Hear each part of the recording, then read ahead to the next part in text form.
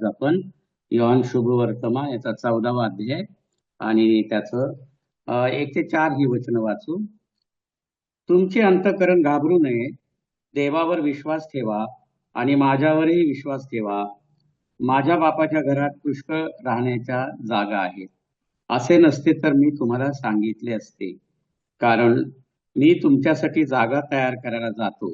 आणि मी जर गेलो आणि तुमच्यासाठी जागा तयार केली तर मी पुन्हा येईल आणि तुम्हाला माझ्याजवळ घेईन, यासाठी की जेथे मी आहे तेथे तुम्हीही असावे. आणि मी कोठे जातो हे तुम्हाला ठाऊक आहे, तिकडे जाण्याचा मार्गही तुम्हाला ठाऊक आहे. या वचनांबद्दल देवाचे मनापासून आभार मानू. या ठिकाणी प्रभू येशू ख्रिस्त त्यावेळच्या त्याच्या अवतीभोवती असणाऱ्या शिष्यांबरोबर बोलत आहे आणि आज आमच्याबरोबर देखील बोलत आहे. आणि तो आम्हाला देखील असं म्हणत आहे की तुमचे अंतःकरण घाबरू देऊ नका. देवावर विश्वास ठेवा आणि माझ्यावरही विश्वास ठेवा. आणि तो आम्हाला न्यायला येणार आहे. तो म्हणतो मी तुमच्यासाठी जागा तयार करायला जातो. आणि तिसऱ्या वचनामध्ये म्हणतो आणि मी जर गेलो आणि तुमच्यासाठी जागा तयार केली तर मी पुन्हा येईल. आणि आम्हाला प्रभू येशू ख्रिस्ताबरोबर जायचं आहे. प्रभू येशू ख्रिस्त आम्हाला न्यायला येणार आहे. आणि प्रभू येशू ख्रिस्त कुठे आम्हाला घेऊन जाणार आहे? स्वर्गामध्ये घेऊन जाणार आहे. आणि आजच सकाळी काल पण कळलं होतं की कल्याणमध्ये 7 बाप्तिस्मे झाले. जायचं आहे तर पूर्वतयारी काय आहे? आम्हाला जेव्हा कुठे कुठे गावाला जायचं असतं, कुठे जायचं असतं, आपण काय काय पूर्वतयारी करतो नाही का? पुरेसे कपडे घेतो आणि टूथपेस्ट पासून अगदी आम्ही तयारी करतो यासाठी की आम्हाला दुसऱ्या गावाला जायचं आहे.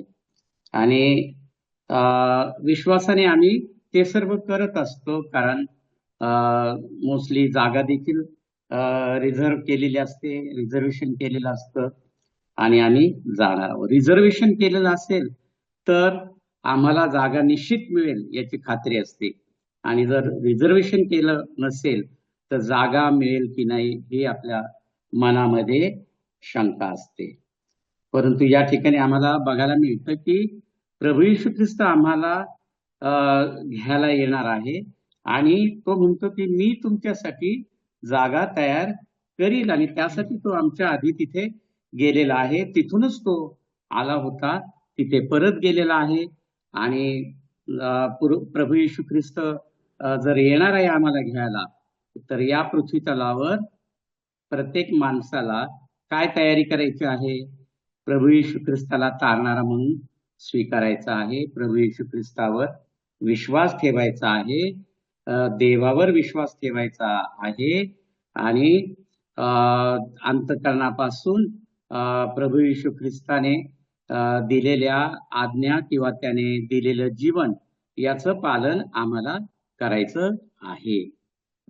पण जेव्हा आम्ही म्हणतो स्वर्गामध्ये आम्हाला जायचं आहे, त्यावेळेला तो स्वर्ग कुठे आहे आणि त्याचं लोकेशन काय आहे आणि तो कसा असणार आहे, आणि खरंच प्रभू आम्हाला घेऊन जाणार आहे काय आहे की नाही, असल्या प्रकारच्या शंका किंवा डाऊट्स माणसाच्या मनात निर्माण होतात. जगात पुष्कळ लोक बोलतात की खरंच स्वर्ग आहे की नाही. आणि बरेचसे म्हणतात स्वर्ग वगैरे काय नाही, सगळं इथंच आहे, इथंच भोगायचं आहे, स्वर्ग इथंच आहे आणि नरक इथंच आहे. परंतु स्वर्ग कुठे आहे ते आम्हाला जरी माहित नसलं तरी देवबापाच्या वचनाप्रमाणे, प्रभू येशू ख्रिस्ताच्या सांगण्याप्रमाणे आम्हाला त्यावर विश्वास ठेवायचा आहे की स्वर्ग आहे आणि त्या स्वर्गामध्ये आम्हाला जायचं आहे. स्वर्गाचं राज्य आहे. प्रभू येशू ख्रिस्ताने सांगितलेल्या गोष्टी सर्व आमच्या बाबतीत घडून येणार आहे. आणि म्हणून जर स्वर्ग आहे, स्वर्गाचं राज्य आहे, तर आम्हाला तिथे कोणाचा प्रवेश होईल, कोणाला जाता येईल? तर प्रभू एकदम साधी गोष्ट सांगतो, बाकी काही तयारी करायची गरज नाही. अस्वस्थ व्हायचं नाही, कुठल्याही परिस्थितीत घाबरायचं नाही आणि देवावर विश्वास ठेवायचा. आणि प्रभू म्हणतो, माझ्यावरही विश्वास ठेवायचा. आम्हाला ठाऊक आहे की स्वर्ग म्हटलं की सगळेजण वरती बघतात आणि स्वर्ग वर आहे असं सर्वांनाच वाटतं. अगदी अविश्वासणाऱ्यांना सुद्धा तसं वाटतं. आम्हाला माहिती की क्रिकेटवीर जेव्हा 100 धावा पूर्ण करतात त्यावेळेला ते देखील बॅट उंचवतात आणि वर बघतात. आणि खरोखर प्रभू येशू ख्रिस्त जिथून आला तेथे तो परत गेलेला आहे. आणि प्रभू येशू ख्रिस्ताच्या बाबतीत देखील आम्हाला हे बघायला मिळतं की प्रभू येशू ख्रिस्त जेव्हा प्रार्थना करत असे तेव्हा तो वर बघत असे.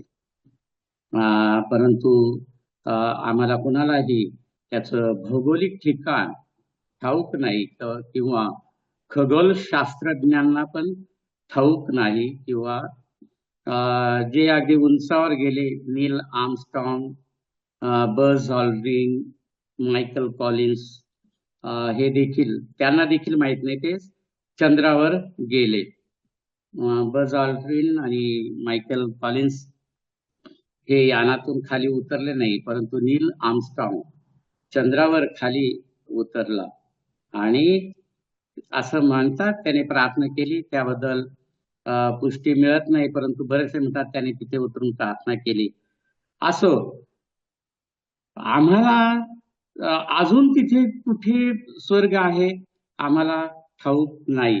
योग काय म्हणतो आपल्या पुस्तकामध्ये 26व्या अध्याय आणि 7व्या वचनामध्ये, त्याने उत्तर दिशा शून्य अवकाशावर पसरली आणि पृथ्वी निराधार टांगली आहे.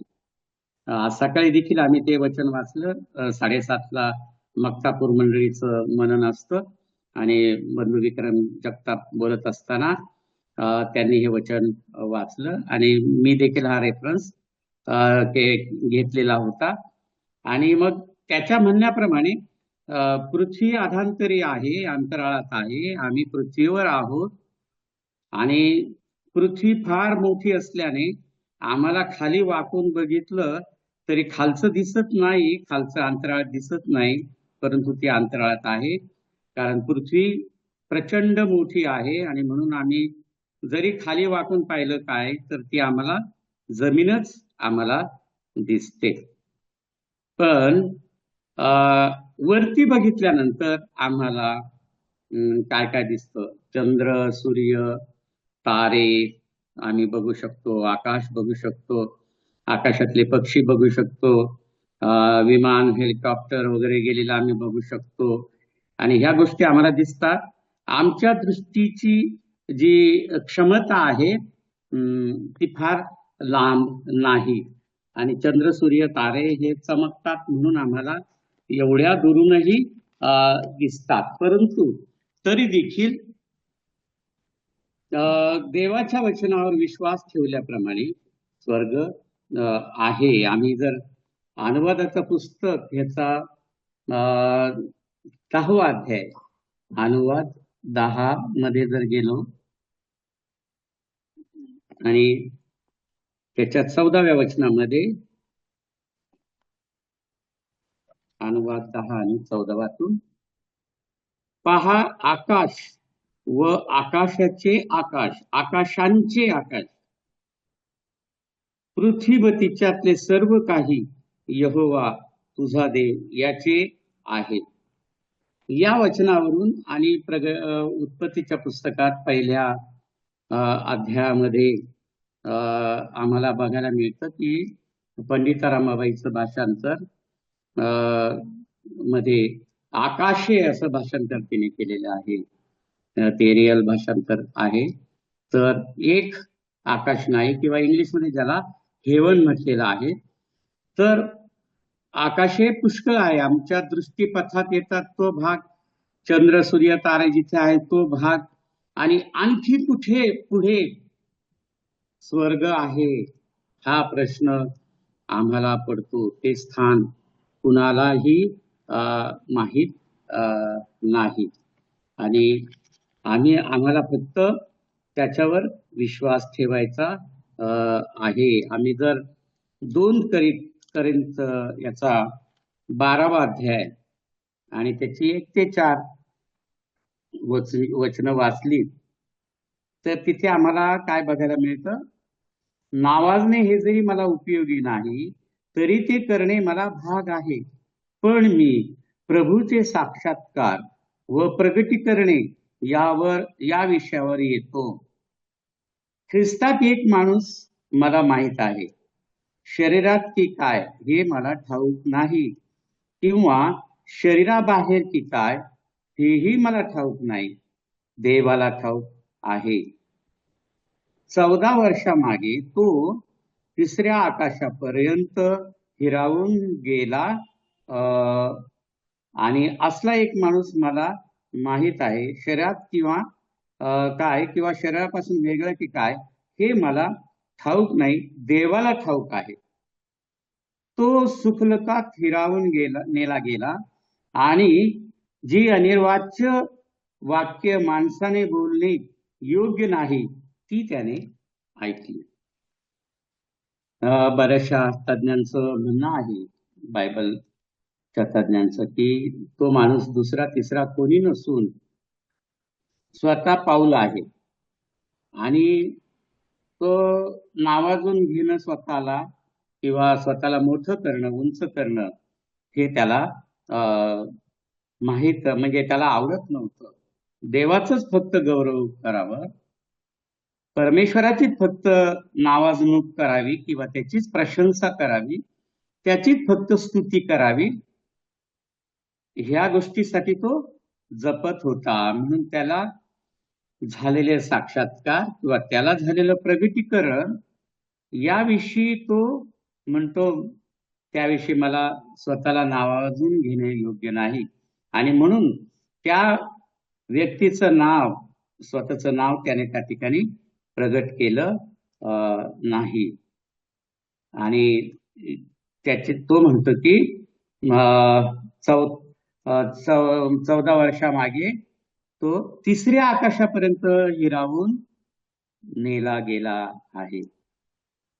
कॉप्टअप म्हणजे उचलला गेला किंवा वर अंतराळामध्ये घेतला गेला. आणि हीच गोष्ट आम्हाला थेसलनिकराच्या पत्रामध्ये देखील बघायला मिळतं, की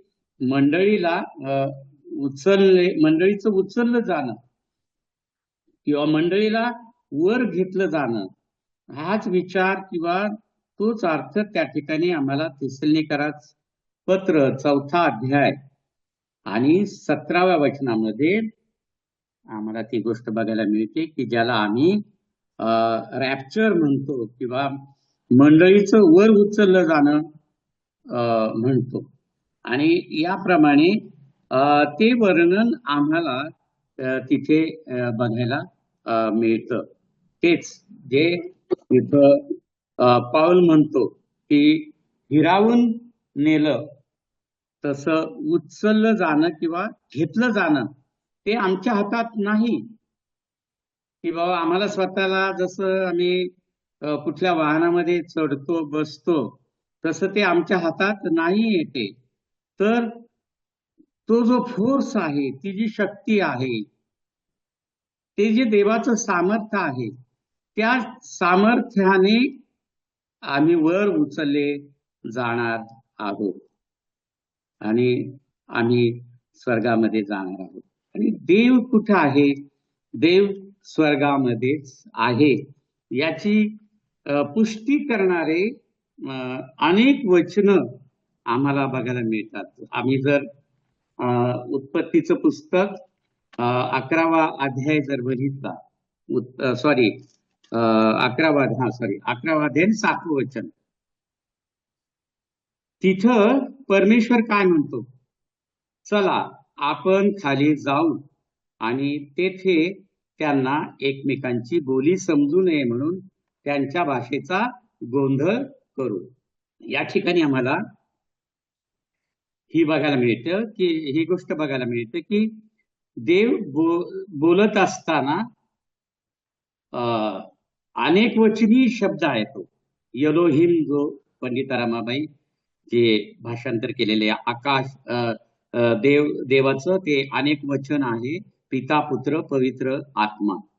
आणि तिथे असं म्हटलंय की चला आपण खाली जाऊ आणि तेथे त्यांना एकमेकांची बोली समजू नये म्हणून त्यांच्या भाषेचा गोंधळ करू. आणि माणसांना उंच उंच जावंसं वाटतं, परंतु योग्य रीतीने नाही, ते देवाच्या इच्छेने नाहीये. ते बाबेलचा बुरुज बांधण्याचा त्यांचा उद्देश काय होता की स्वतःच म्हणजे वर्चस्व किंवा स्वतःच मोठेपण, स्वतःचं नाव मोठं करण्याची त्यांचे विचार होता. आणि म्हणून देवाने ते हाणून पाडलं आणि त्यांना त्यांच्या भाषेचा गोंधळ केला आणि बाबेलचा बुरुज बांधणं त्यांना अशक्य झालं. तो आम्हाला बुर्ज खलिफा ही इमारत बघायला मिळते जी दुबईमध्ये आहे आणि ती भरपूर उंच आहे. परंतु आम्ही आणखी म्हणजे आता आम्ही उदाहरण बघितलं की लोक चंद्रावर गेले, नील आर्मस्ट्रॉंग चंद्रावर गेला, त्याचं वर्णन त्याने खाली पाठवलं अत्याधुनिक साधनांच्या साहाय्याने, तिथे कसं आहे काय आहे. बुर्ज खलिफावर जरी लोक जातात आणि ते खूप महागडं आहे वर जाणं, परंतु त्याच्याही पेक्षा उंच स्वर्ग आहे. आणखी आम्हाला एक वचन बघता येईल, स्तोत्र 14, आणि तिथे देखील ही गोष्ट बघायला मिळतं. स्तोत्र 14 आणि त्याची 2 वचन वाचू. पहिले, मूर्ख आपल्या हृदयात म्हणाला आहे, देव नाही, ते भ्रष्ट झाले आहेत, त्यांनी अमंगळ कृत्य केली आहेत, सत्कर्म करणारा कोणीच नाही, कोणी समंजस आहे काय, कोणी देवाचा शोध करणारा आहे काय, हे पाहावे. म्हणून यहोवाने आकाशातून खाली मनुष्यांच्या संतानांकडे दृष्टी लावली. आज सकाळी देखील 7:30च्या मननामध्ये ही गोष्ट आम्ही पाहिली की चाचपडत कसं तरी देवाला शोधायचं आहे, परंतु देवाचा शोध करणारा कोणी नाही असं देवाच्या लक्षात आलं. आणि तिथे असं म्हटलेलं आहे की हे पहावे म्हणून यहोवाने आकाशातून खाली मनुष्यांच्या संतानाकडे दृष्टी लावली. प्रियानो, स्वर्ग कुठे आहे? देव स्वर्गात राहतो. आणि प्रेषितांची कृत्य याच्या पहिल्या अध्यायामध्ये देखील आम्हाला जेव्हा प्रभू येशू ख्रिस्त वरती घेतला गेला त्यावेळेला देखील ही साक्ष लिहून ठेवण्यात आली आहे प्रेषितांच्या कृत्यामध्ये, की पहिल्या अध्यायात आणि 9 ते 11 वचनामध्ये तिथे प्रभू येशू ख्रिस्त वरती घेतला गेल्यानंतर असं म्हटलेलं आहे. बघा, स्पष्ट लिहिलेलं आहे, त्याच्यात काही शंका नाही की प्रभू येशू ख्रिस्त खाली घेतला गेला नाही किंवा डाव्या बाजूला घेतला गेला नाही किंवा उजव्या बाजूला घेतला गेला नाही, तर प्रभू येशू ख्रिस्त वर घेतला गेलेला आहे. म्हणून पहिला अध्याय 9 वचनापासून आणि ह्या गोष्टी प्रेषितांची कृत्य आणि ह्या गोष्टी बोलल्यावर ते म्हणजे शिष्य हे सगळे बघणारे लोक बघत असताना तो वर घेतला गेला आणि ढगाने त्याला त्यांच्या दृष्टीपासून गुप्त करून घेतले आणि तो जात असता ते आकाशाकडे निरखून पाहत होते.